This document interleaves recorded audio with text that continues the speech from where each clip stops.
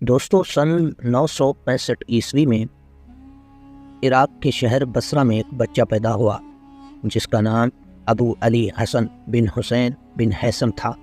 جسے آج دنیا الہیثم یا ابن الہیثم کے نام سے جانتی ہے۔ یہ ایک عرب مسلمان تھا۔ ناظرین گرامی، اس دور میں عراق عباسی خلافت کا حصہ تھا، مگر عملی طور پر اقتدار آل بوئی یعنی بوئیڈس کے پاس تھا،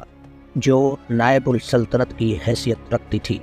ابن الہیثم نے بنیادی تعلیم بصرہ میں ہی حاصل کی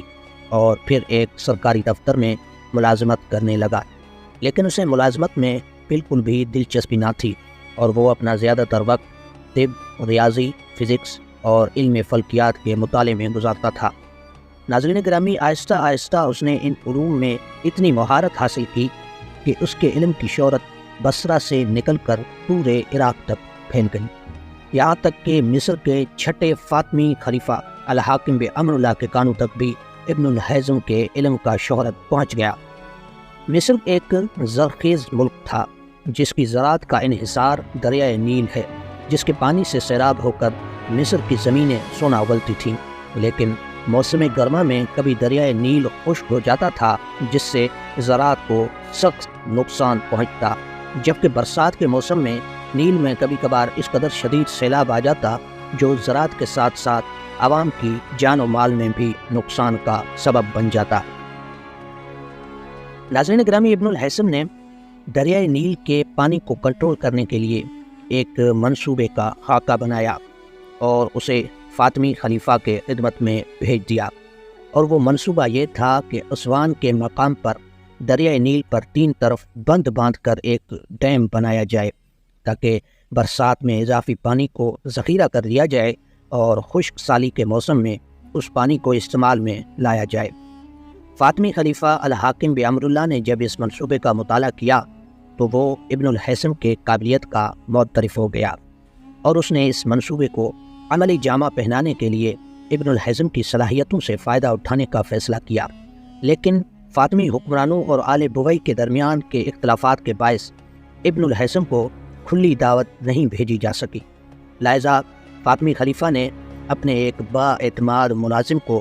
خفیہ طور پر بصرہ بھیجا۔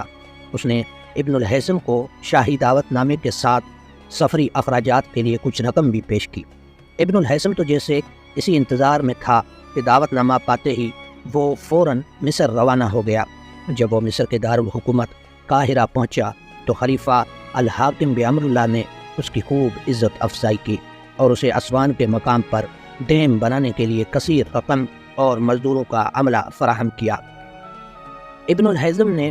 اسوان کے مقام اور دریائے نیل کا مکمل جائزہ لیا، لیکن اس نے جلد ہی بھانپ لیا کہ یہ کام بہت بڑا ہے اور دستیاب وسائل کے ساتھ اسے انجام دینا ناممکن ہے۔ اب اس کے پاس 2 راستے تھے، ایک تو یہ کہ وہ کام شروع کروا دیتا اور سالہ سال کے لیے اس منصوبے کے انجینئرز اور نگران کے عہدے کے مزے لوٹتا، مگر اس طرح کثیر سرمایہ ضائع ہو جاتا کیونکہ اس منصوبے کو بالآخر ناکام ہو جانا تھا، اور دوسرا راستہ یہ تھا کہ وہ خلیفہ کے سامنے اپنے تجویز کردہ منصوبے کی ناکامی کا اعتراف کر لیتا۔ لہذا ابن الہیثم نے دیانتداری اور سچائی کا راستہ اپناتے ہوئے ایک دن خلیفہ کے دربار میں حاضر ہو کر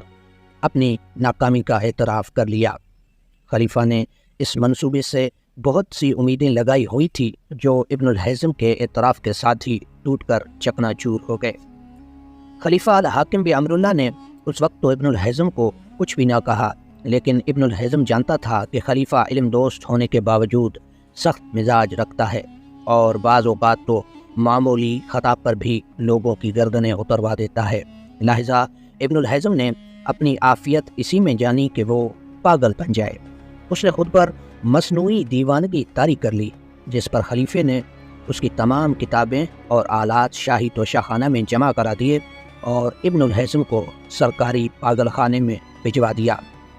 یوں اپنے علم اور قابلیت پر حیران کن کارنامہ سر انجام دینے کا خواب آنکھوں میں سجا کر بصرہ سے مصر آنے والا ابن الہیثم اپنی ایمانداری اور سچائی کی بدولت پاگل ہو کر نظر بند ہونے پر مجبور ہو گیا۔ لیکن دریائے نیل پر اسوان کے مقام پر ڈیم بنا کر مصر کو خوشحال اور سرسبز و شاداب کرنے کا جو خواب ابن الہیثم نے سن 1996 میں دیکھا تھا، وہ خواب تقریباً 1000 سال بعد 20ویں صدی میں تعبیر ہوئی۔ 9 جنوری 1960 کو مصر کے حکمران جمال عبد الناصر نے ابن الہیثم کی ہی تجویز کردہ مقام اسوان پر ڈیم کا سنگ بنیاد رکھا، اور 10 سال کی مسلسل محنت کے بعد بالآخر 21 جولائی 1970 کو یہ اسوان ڈیم مکمل ہوا، جو آج مصر کی ترقی اور خوشحالی میں اپنا کردار ادا کر رہا ہے۔ معزز ناظرین، کسی پاگل خانے میں نظر بند ہو کر رہنا کوئی آسان کام نہیں، لیکن ابن الہیثم نے ہمت نہ ہاری اور وہ پاگل خانے میں اپنے شب و روز غور و فکر میں بسر کرنے لگا، اور اسی غور و فکر کے بدولت اس نے 1011 عیسوی سے 1021 عیسوی کے دوران 7 جلدوں پر مشتمل ایک ایسی سائنسی کتاب لکھی جو آنے والے صدیوں میں روشنی، اس کے اصولوں اور انسانی آنکھ کے حوالے سے سائنسی تحقیقات کی بنیاد بنی۔ اس شاندار سائنسی تصنیف کا نام کتاب المناظر یعنی بک آف آپٹکس تھا، اور اسے ماڈرن آپٹکس پر دنیا کی پہلی جامع کتاب تسلیم کیا جاتا ہے، جو 13ویں صدی عیسوی میں لاطینی زبان میں ترجمہ ہوئی اور یورپ کے یونیورسٹیوں میں بطور نصاب پڑھائی جاتی ہے۔ 1021 عیسوی میں فاطمی حکمران حاکم بامر اللہ نے وفات پائی تو ابن الہیثم نے بھی اپنی اس دیوانگی کا لبادہ اتار پھینکا اور اسے پاگل خانے سے رہائی نصیب ہوئی۔ فاطمی خلافت میں قاہرہ میں عالم اسلام کی مشہور یونیورسٹی جامعۃ الازہر قائم ہو چکی تھی۔ ابن الہیثم نے اس یونیورسٹی میں ایک کمرہ اپنے رہنے کے لیے منتخب کیا، اور یہاں کے خاموش فضا میں اس نے اپنی سائنسی تحقیقات اور تجربات کا آغاز کیا، جن کی بدولت اسے نامور سائنسدانوں کے صف اول میں جگہ ملی۔ ناظرین، ابن الہیثم اب درباری زندگی سے دل برداشتہ ہو چکا تھا، لہذا اس نے بطور معلم عمرا کے بچوں کو پڑھانا شروع کر دیا، اور اس کے علاوہ وہ یونانی اسکالرز کے ریاضی اور علم فلکیات کی 3 مشہور کتابوں اقلیدس، متوسطات اور مجسطی کے سال میں ایک بار کتابت کرتا۔ اقلیدس جیومیٹری یا علم ہندسہ کی کتاب ہے، جس کا مصنف یونانی ریاضی دان اقلیدس یعنی یوکلڈ تھا، اور مجسطی، جسے انگریزی میں المیجسٹ کہا جاتا ہے، یہ یونانی ماہر فلکیات بطلیموس یعنی پٹلومی کی تصنیف ہے۔ شائقین علم اس سے یہ کتاب 50 مصری دینار فی کتاب کے حساب سے خرید لیتے تھے، اور یوں ابن الہیثم کے پاس 150 دینار آ جاتے ہیں، جو اس کے سال بھر کے اخراجات کے لیے کافی تھے۔ ناظرین گرامی، ابن الہیثم علم طب سے بھی بخوبی واقف تھا، اور اس نے طب کی باقاعدہ تعلیم بھی حاصل کر رکھی تھی، لیکن وہ علم طبیعیات یعنی فزکس میں تحقیقات کا اس قدر شوقین تھا کہ اس نے کسی اور کام میں توجہ نہ کی۔ 1021 عیسوی میں پاگل خانے سے نکلنے کے بعد اپنی آخری سانس تک اس نے یہ ساری مدت سائنسی تحقیقات میں صرف کر دی، اور اس کی انہی سائنسی خدمات کے پیش نظر اسے بطلیموس ثانی اور بابائے بصریات یعنی فادر آف آپٹکس کے خطابات دیے گئے۔ مشہور طبیعیات دان جان بیکہم، ریاضی، فزکس، آپٹکس اور فلکیات کے ماہر انگریز سائنسدان روجن بیکن اور جان کیپلر جیسے ماہر جرمن سائنسدانوں نے بھی ابن الہیثم کے کام سے خوب استفادہ کیا۔ ناظرین گرامی، ابن الہیثم کی تصنیف کتاب المناظر میں کون کون سے موضوعات شامل ہیں، اس نے صدیوں سے درست مانے جانے والے یونانی اسکالرز کے نظریات کو کیسے غلط ثابت کیا، انسانی آنکھ کے متعلق اس نے کیا تشریحات پیش کیں، اور اس کا 1000 سال پہلے بیان کیا ہوا کون سا اصول کیمرے کے ایجاد کا باعث بنا، آئیے اس بارے میں بھی کچھ اہم معلومات آپ کو بتاتے ہیں۔ دوستو، نامور مسلم سائنسدان ابن الہیثم کے بارے میں کہا جاتا ہے کہ مسلمانوں کی تاریخ میں اس سے بڑا کوئی ماہر فزکس اور ریاضی دان نہیں گزرا۔ اس سے پہلے طبیعیات یعنی فزکس اور فلکیات اور ریاضی کے ماہر یونانی سائنسدانوں جیسا کہ بطلیموس اور اقلیدس یعنی یوکلڈ وغیرہ کے سائنسی نظریات کو ہی حتمی مانا جاتا تھا۔ اگرچہ یونانیوں نے سائنسی علم و تحقیق میں خوب کام کیا تھا، لیکن ان کے بہت سے نظریات ایسے تھے جنہیں ابن الہیثم نے غلط ثابت کیا، کیونکہ یونانی اسکالرز کی تحقیق مشاہدات کی بنیاد پر تھی، جبکہ ابن الہیثم مشاہدات اور تجربات کے ذریعے برکھنے کا قائل تھا۔ اور یہ کہنا بھی غلط نہ ہوگا کہ کسی مشاہدے کو تجربے کے ذریعے ثابت کرنے کے سائنسی طریقہ کار کا بانی بھی ابن الہیثم ہی ہے، جسے استخراج یعنی ڈیڈکشن کہا جاتا ہے۔ ناظرین گرامی، ابن الہیثم نے اپنی زندگی میں 200 سے زیادہ کتابیں لکھی، جن میں سے آج کے دور میں صرف چند ایک ہی موجود ہیں، لیکن اس کی جس کتاب کو سب سے زیادہ شہرت ملی وہ کتاب المناظر تھی، جو صدیوں تک یورپ کے یونیورسٹیوں میں بطور نصاب پڑھایا جاتا رہا، اور یہ کتاب 7 جلدوں پر مشتمل ہے جو تقریباً 20 سالوں میں مکمل ہوئی۔ اور اس میں ابن الہیثم نے روشنی، اس کے اصول، انسانی آنکھ کے مختلف حصوں کی تشریح اور ان کے کام کرنے کا طریقہ کار تفصیل سے بیان کی۔ ناظرین گرامی، ابن الہیثم نے ہی سب سے پہلے تجربات سے یہ ثابت کیا کہ روشنی خط مستقیم یعنی سیدھی لکیر میں سفر کرتی ہے۔ کتاب المناظر میں ابن الہیثم نے روشنی کی ماہیت کی وضاحت کرتے ہوئے بتایا کہ روشنی دراصل توانائی یعنی انرجی کی ایک قسم ہے، جسے صدیوں بعد جدید سائنس نے بھی ثابت کر کے دکھایا کہ روشنی ایک طرح کی توانائی ہے۔ اس کے بعد اس نے پہلی دفعہ منور اور بے نور اجسام میں فرق کرتے ہوئے بتایا کہ منور اجسام وہ ہیں جو خود روشنی دیتے ہیں، اور اس کی مثال میں اس نے سورج، چاند، ستاروں اور چراغ کا حوالہ دیا۔ ابن الہیثم نے کتاب المناظر میں ان اجسام کو 3 حصوں میں تقسیم کیا جن پر روشنی پڑتی ہے۔ پہلے کو اس نے شفاف کہا، جن میں سے روشنی گزر جاتی ہے۔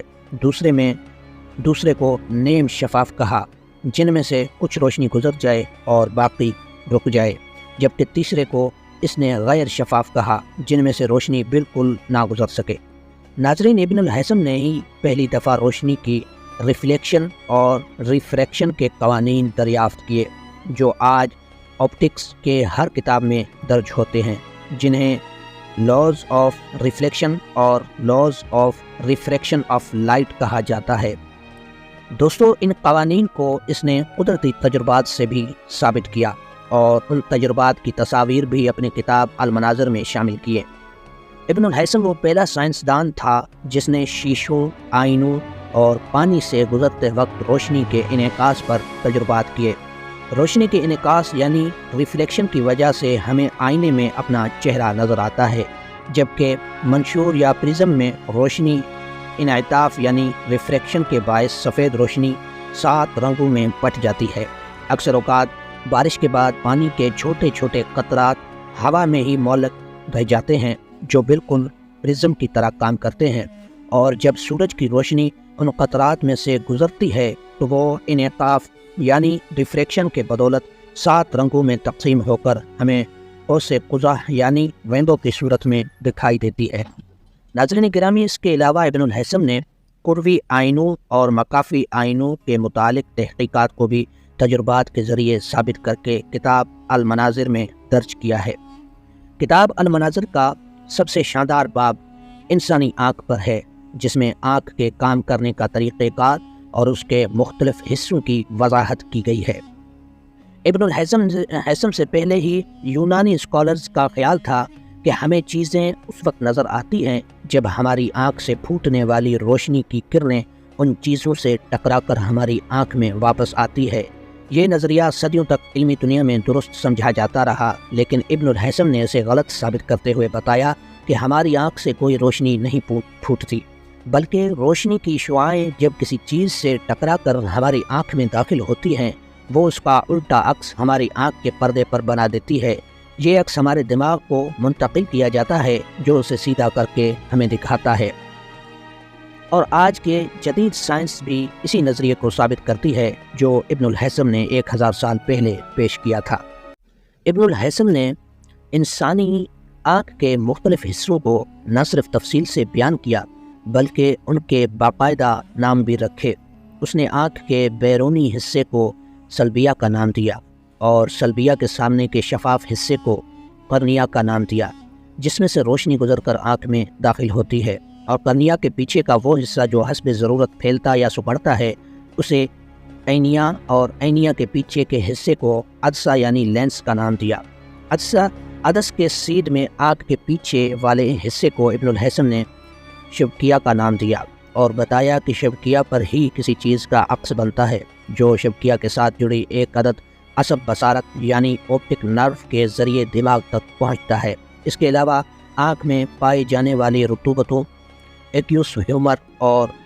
وٹریوس کی تفصیل بھی کتاب المناظر میں موجود ہے۔ ابن الہیثم نے آنکھ کے مختلف حصوں کی جو تشریح 1000 سال پہلے کی، وہ موجودہ زمانے کی تحقیقات کے مطابق بالکل درست اور مکمل ہے، حتیٰ کہ آنکھ کے مختلف حصوں کے جو نام آج میڈیکل کی کتابوں میں پائے جاتے ہیں، یا تو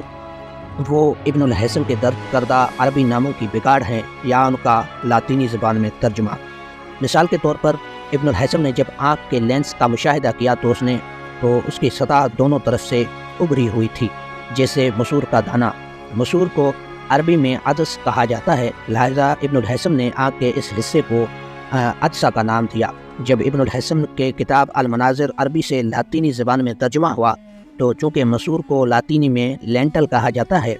لہذا جس طرح ابن الہیثم نے مسور کے عربی مترادف عدس سے عدسہ کی اصطلاح بنائی تھی، اسی طرح لاطینی مترجموں نے لینٹل سے لینس کی اصطلاح بنا لی۔ آج یہ اصطلاح تو ہر کسی کی زبان پر ہے، مگر بہت کم لوگ جانتے ہیں کہ یہ ایک مسلم سائنسدان ابن الہیثم کی وضع کردہ عربی اصطلاح کا ترجمہ ہے۔ ناظرین گرامی، ابن الہیثم ہی وہ پہلے سائنسدان تھے جنہوں نے 1000 سال پہلے پن ہول کیمرے کے اصول دریافت کیا، جو ان کے پاگل خانے میں اور روشنی کے مشاہدے کا نتیجہ تھا۔ ابن الہیثم نے اس اصول کو اپنے کتاب مقالہ فی صدرۃ الکسوف میں ثقبالہ کا نام دیا ہے۔ عربی زبان میں ثقب بہت باریک سوراخ کو کہتے ہیں۔ ابن الہیثم نے اس سلسلے میں اپنے ایک تجربے کا احوال بیان کیا، جس میں انہوں نے ایک باریک سوراخ کے ذریعے موم بتی کا الٹا عکس پردے پر لیا تھا، اور آگے چل کر 19ویں صدی کے آغاز میں ایک فرانسیسی سائنسدان جوزف نیسفور نے اسی اصول کے تحت کیمرے سے دنیا کی پہلی تصویر بنائی تھی۔ ناظرین گرامی، ابن الہیثم نے آج سے 1000 سال پہلے یہ نظریہ بھی پیش کیا کہ سورج طلوع ہونے سے پہلے اور غروب ہونے کے بعد بھی دکھائی دیتا ہے، کیونکہ طلوع ہونے سے پہلے اور غروب ہونے کے بعد سورج افق سے 20 درجے نیچے ہوتا ہے، مگر وہ روشنی کے انعطاف یعنی ریفریکشن کے باعث دکھائی دیتا ہے۔ اور اسی بنیاد پر ابن الہیثم نے یہ بتایا کہ زمین کے گرد 10 میل کی بلندی تک ہوا موجود ہے، اور یہ بات حیرت انگیز حد تک درست ہے۔ تاریخ کے اس عظیم ترین مسلم سائنسدان نے 1039 عیسوی میں 74 سال کی عمر میں قاہرہ میں وفات پائی، لیکن وہ سائنسی علوم بالخصوص طبیعیات یعنی فزکس پر اپنے علم اور قابلیت کے ایسے گہرے نقوش چھوڑ گیا جو رہتی دنیا تک قائم رہے گی۔ اگر آپ کو ہماری ویڈیو پسند آئی ہو تو چینل کو سبسکرائب کر دیجئے اور بیل آئیکن کا بٹن آن کر دیجئے، تاکہ ایسے ہی دلچسپ اور معلوماتی ویڈیوز آپ تک پہنچتی رہیں۔ ملتے ہیں پھر کسی نئے ویڈیو میں، تب تک کے لیے اللہ نگہبان۔